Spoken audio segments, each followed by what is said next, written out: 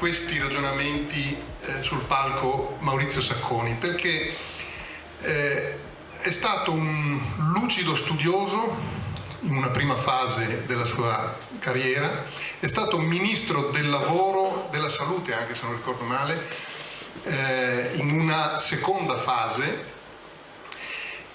e adesso è nuovamente un lucido studioso che delle due precedenti esperienze può trarre una sintesi quanto mai efficace e felice. E lo può fare perché in tempi non sospetti lui faceva quello che dicevamo prima, cioè invitava a guardare avanti, non all'oggi, no? Negli anni 90 diceva non possiamo fare i contratti come si facevano nel 68, negli anni 70. Nel 2000 avvertiva, guardate che dobbiamo guardare al 2010-2020, che il mondo sarà completamente diverso da quello che lo vediamo adesso. E tutti noi diciamo, sì, ora che arriviamo al 2020 siamo al 2022 e adesso lo si può dire, aveva ragione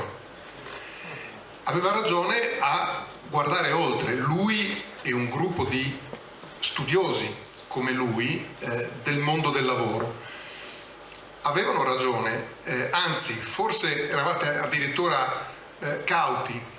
Forse avremmo tutti dovuto darvi forse più retta ancora, cioè essere più veloci, avreste dovuto essere più drastici nell'avvertirci quello che saremmo andati a cui saremmo andati incontro.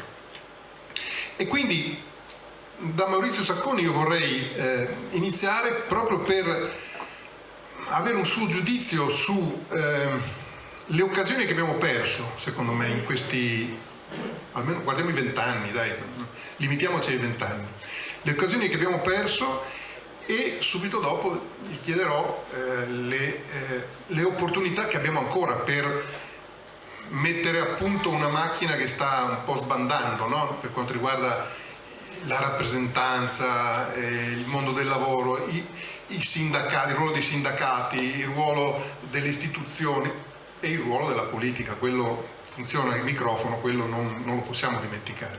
Sono lieto proprio in questa sede di discutere del futuro della rappresentanza. Se mi consenti vorrei partire soprattutto dall'intuizione di colui che ci è stato maestro, cioè Marco Biagi. Scriviamo insieme nel 2001 il libro bianco sul futuro del mercato del lavoro, e lo facciamo nel momento in cui ancora non conosciamo internet. Però soprattutto Marco intuisce che sta esaurendosi la seconda rivoluzione industriale, che si sta giorno dopo giorno esaurendo, cioè il tempo dell'omologazione, il tempo nel quale tutto poteva ricondursi ad alcuni standard, ad alcuni stereotipi, qualunque le prestazioni lavorative potevano riunirsi in alcune tipologie ben definite. Non a caso per lunghi anni non abbiamo mai voluto fare il repertorio delle professioni, poi è arrivata una signora da Torino che pensava di sapere tutto e ha fatto lei il repertorio delle professioni quando ormai questa fase si era totalmente esaurita, perché oggi immaginare di riunire in alcune categorie le competenze, le capacità, le abilità significa non avere capito dove ci troviamo, in che tempo siamo. Le imprese stesse erano omologate, la seconda rivoluzione industriale vuol dire produzioni seriali, vuol dire comunque processi organizzativi di carattere verticale, di carattere gerarchico e modalità di produzione tendenzialmente in serie. Sia nei beni che nei servizi, perché anche i servizi adottavano in fondo quel modulo organizzativo. Marco avverte la fine di questo tempo dell'omologazione e inevitabilmente in conseguenza a ciò ci invita a ridimensionare le funzioni centrali anche della rappresentanza, cioè a immaginare che si sia esaurito il tempo nel quale da Roma potevi in qualche modo disciplinare le imprese, i rapporti di lavoro, il modo con cui realizzare maggiore crescita, maggiore competitività delle nostre imprese, maggiore capacità dei nostri lavoratori. Il messaggio che soprattutto viene da quel libro bianco è un messaggio di forte devoluzione. Le grandi organizzazioni, le grandi confederazioni a catena lunga si vedono messo in discussione il loro ruolo proprio dalla fine dell'omologazione, perché solo l'omologazione poteva consentire un invasivo ruolo centrale di queste organizzazioni della rappresentanza. Però comunque facciamo un passo indietro.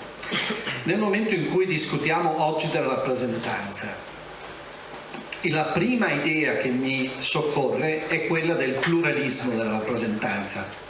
Io non ho condiviso Rete Impresa Italia, ve lo dico subito, cerco di non perdere tempo.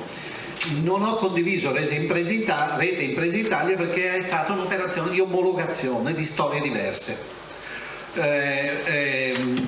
che non a caso è fallita.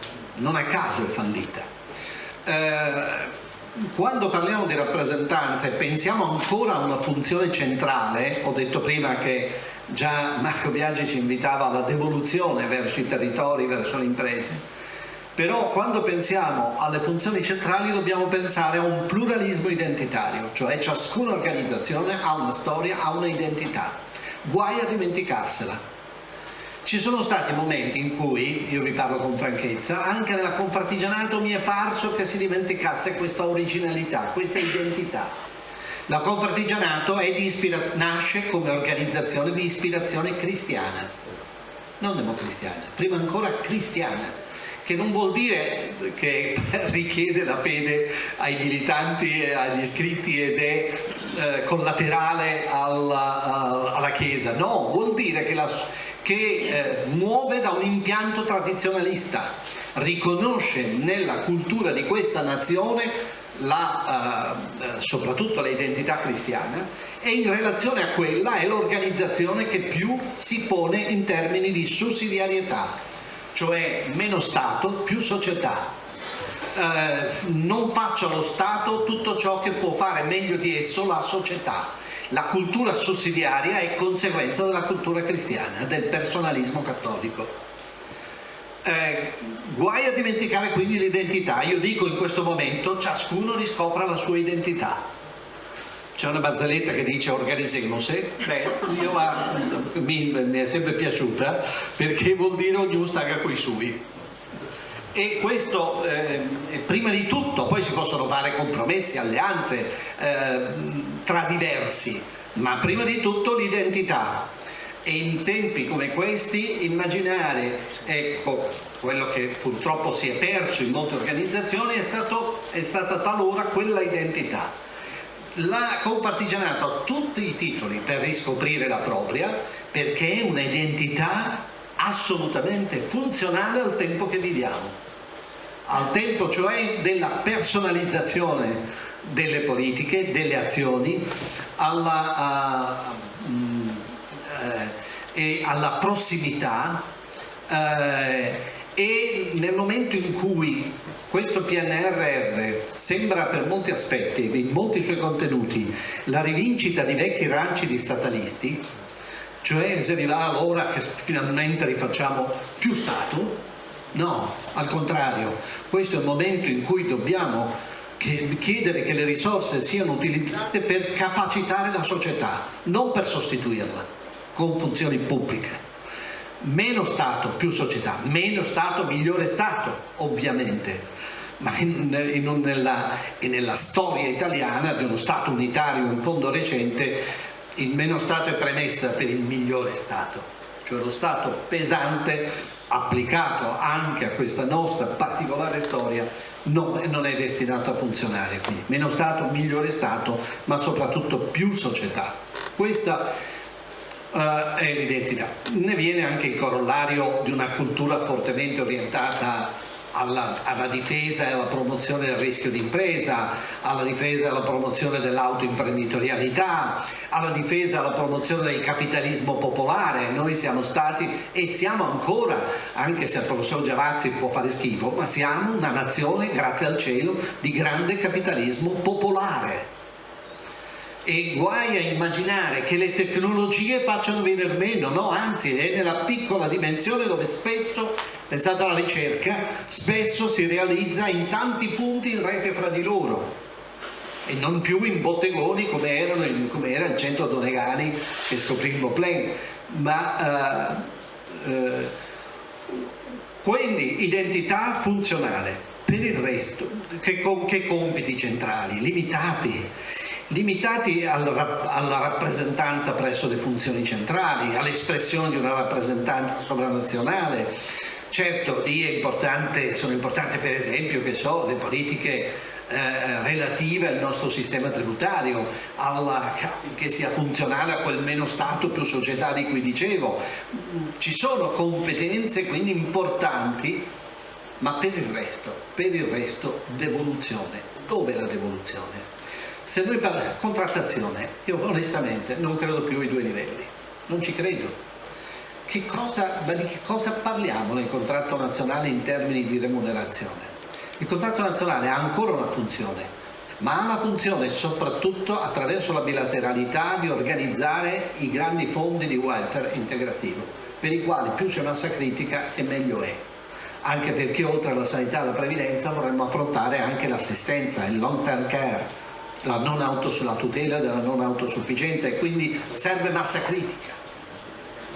Ma per il resto, perché dobbiamo parlare di aumenti retributivi da Roma? In base a cosa? Questo è il salario variabile indipendente, è una variabile indipendente. Voi che avete una robusta tradizione di secondo livello, ma questo dovreste diventare il primo dal punto di vista salariale.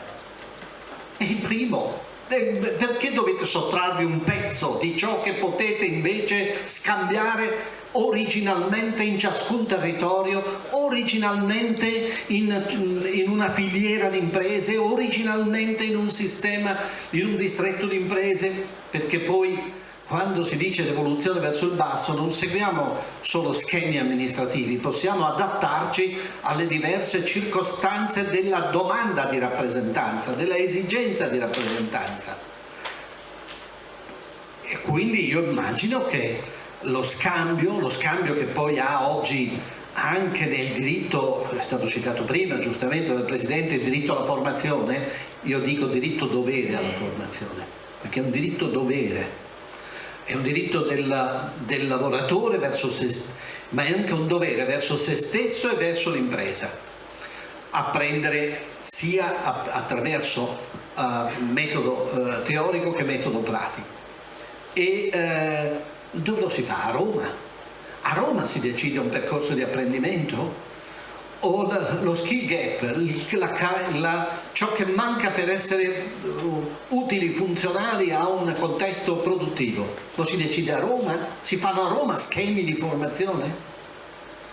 E gli inquadramenti? Hanno senso ancora gli inquadramenti?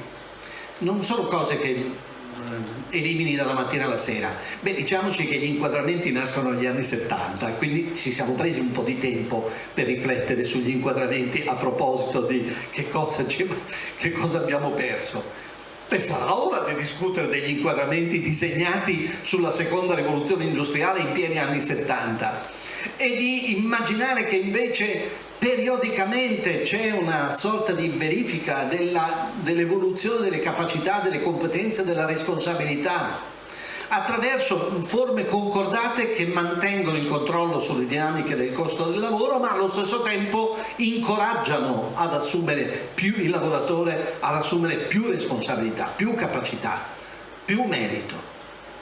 Quindi è in prossimità che si devono regolare formazione, retribuzione fondata sulla professionalità, sulla produttività, sulla scomodità, perché la scomodità va remunerata. È in prossimità che gestiamo i mercati del lavoro. Noi oggi conosciamo tensioni dal lato dell'offerta di lavoro. cioè non troviamo lavoratori, e non sono solo gli high skilled workers, anche i lavori servili o neoservili, dicevamo prima pubblici esercizi, logistica, vigilanza, sono i cosiddetti fiduciari, eccetera, sono figure. Però per costruire anche lì servono enti bilaterali per governare questi mercati del lavoro fragili, per evitare la concorrenza del lavoro sommerso, per favorire l'ascensore sociale. E a proposito di ascensore sociale, la Confartigianato ha fatto milioni di artigiani, penso di poter dire, un numero non casuale, e lo ha fatto con le sue scuole, con la sua formazione, incoraggiando il mettersi in proprio. Questo lo si fa da Roma, lo si fa con istituti centrali, lo si fa con metodi standard, o non lo si fa in modo personalizzato? Quanto più personalizzato la formazione di quel lavoratore per quell'impresa, personalizzata la formazione di quella persona che si mette in proprio per aiutarlo, sostenerlo, incoraggiarlo, e quindi è questa la nuova sfida, una rappresentanza che mantiene una dimensione collettiva, perché ha senso una dimensione collettiva, ma che sa in quel contesto valorizzare ciascuna persona nel lavoro, che sia dipendente o che sia indipendente. Quando Marco parlava di lavori al plurale, diceva proprio questo, anche perché si avvicinano il lavoro dipendente e il lavoro indipendente. Noi chiediamo al lavoratore di essere partecipe nella integralità delle sue capacità, abilità, gli chiediamo di essere creativo, di essere capace di risolvere un problema quando si presenta, gli chiediamo di non essere solo esecutore di ordini gerarchicamente impartiti, perché quel modello organizzativo giorno dopo giorno è superato e la tecnologia lo fa superare con velocità, ma contemporaneamente quel lavoratore chiede di essere considerato, anche apprezzato nella integralità dei suoi bisogni, delle sue aspirazioni, dei suoi desideri perfino. E questo significa parlare di rapporti di lavoro come intense relazioni tra persone. Cioè, mi dispiace, per quelli che hanno un'altra identità, per quelli che hanno fatto rappresentanza fondata sulla massificazione, per quelli che hanno creduto nella lotta di classe. Peccato, è cambiato il secolo, forse il millennio.